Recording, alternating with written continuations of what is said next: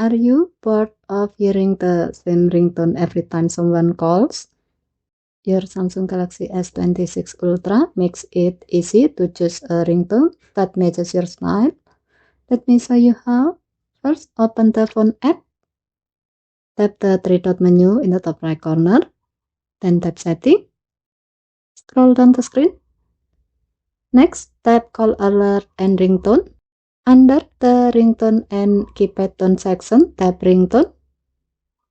Here, you will see the list of available ringtone. Simply tap a ringtone to preview it, and your phone will automatically play its ringtone as you select it, making it easy to compare different sounds.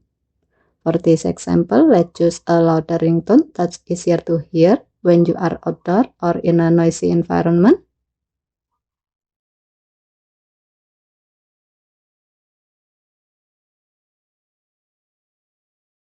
If needed, adjust the ringtone volume using the slider at the bottom of the screen.